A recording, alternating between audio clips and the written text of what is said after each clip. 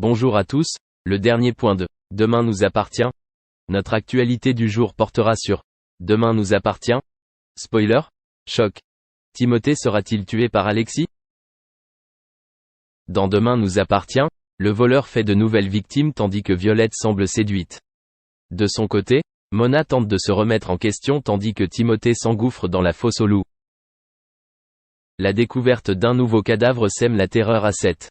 Heureusement, Nor a été choqué et s'en est sorti sans blessure. La police est de plus en plus convaincue qu'Alexis est derrière tous ces vols.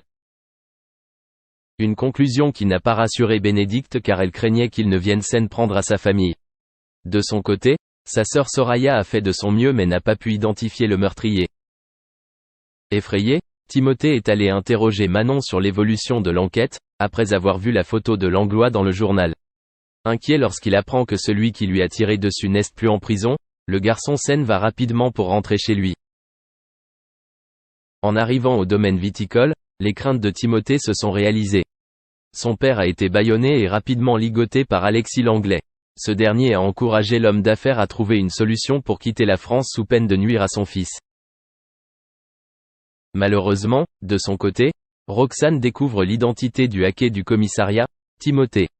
Karim et Sarah décident de lui rendre visite. À leur arrivée, Alexis panique, croyant que Victor a appelé la police. Pourtant, en entrant, les deux policiers n'ont pas pu retrouver Timothée. L'homme d'affaires a expliqué qu'il devait retourner aux États-Unis. Une explication n'a pas convaincu Sarah et Karim, ils ont quand même décidé de partir. Victor fait alors sortir Timothée et Alexis de leur cachette. Ce dernier a menacé de tuer son fils si la police revenait. Au commissariat, pendant que Georges fait une sieste, Nordine croit avoir passé la nuit avec Mélodie, Nelly Lawson, qui détaille la suite de ses manigances. Malheureusement, il se rend vite compte que rien ne cesse passer. À cause de Mona. De son côté, Mélodie raconte à Audrey l'échec de la veille, lors de l'arrivée de la mère de Georges. Comprenant la difficulté, la serveuse promit d'aider le professeur. Cela se fait rapidement. Ainsi, la mère de Lizzie s'est adaptée à Mona et l'a encouragée à rester là où elle était. Cette explication amène la chef à interroger son fils sur sa place dans sa vie. Le début d'un changement pour Mona ? Merci d'avoir regardé et à la prochaine vidéo. N'oubliez pas de vous abonner à notre chaîne. En attendant, dites-nous ce que vous en pensez dans la section commentaires ci-dessous. Au revoir. Sophie Davant n'est du pas genre à prendre au mal tout ce qu'on dit de négatif sur elle. Or, cette fois, Pierre-Jean Chalençon va trop loin. En effet, lorsqu'ils étaient collègues, tout se passait bien entre Pierre-Jean Chalençon et Sophie Davant. Or, il y a un an, il commet une faute incroyable. En se montrant joyeux auprès de personnalités controversées, le propriétaire du Palais Vivienne déçoit fortement la direction de France Télévisions. Certes, on le sait maintenant, l'animatrice avait essayé de le mettre en garde.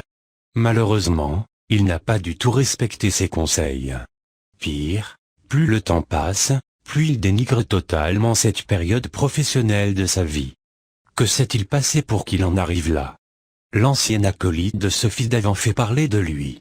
En plein troisième confinement, Pierre-Jean Chalençon a convié du monde pour un dîner clandestin.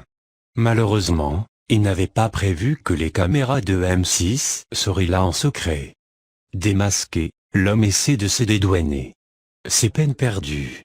Ses arguments maladroits et hasardeux ne passent vraiment pas auprès de l'opinion. Comment a-t-il pu penser que le poisson d'avril suffirait à nous convaincre ? Mais ce n'est pas la seule fois où l'ex-camarade de Sophie Davant a un comportement qui intrigue les internautes. Lorsqu'il s'adresse à Lynn Renaud ce jour-là, il ne réfléchit pas. Il montre ainsi un côté sombre de sa personnalité, que l'on ne soupçonnait même pas dans nos pires cauchemars. En tout cas, la mère spirituelle de Muriel Robin n'est absolument pas disposée à lui pardonner ses écarts de langage. Lorsque Jean-Marc Morandini lui propose de venir s'expliquer sur son plateau, Pierre-Jean Chalençon saute sur l'occasion.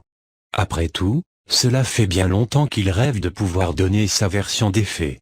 Mais là encore, il peine à trouver les bons mots sur ses tourments dans affaires conclues. Il se fait passer pour une victime, alors qu'en fait il a blessé des gens avec son sale caractère. Quand il parle de Sophie Davant, Pierre-Jean Chalençon commence par faire un portrait élogieux de la présentatrice de France 2.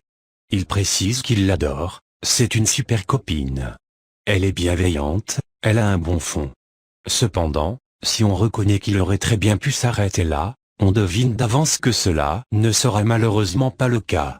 En effet, il va nous prouver encore une fois qu'il peut se montrer dur quand il a le cœur brisé.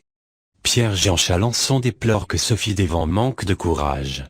Il le résume avec ces mots, qui sonnent comme un tsunami: elle n'a jamais été forte en gueule. Il rajoute que vu son expérience,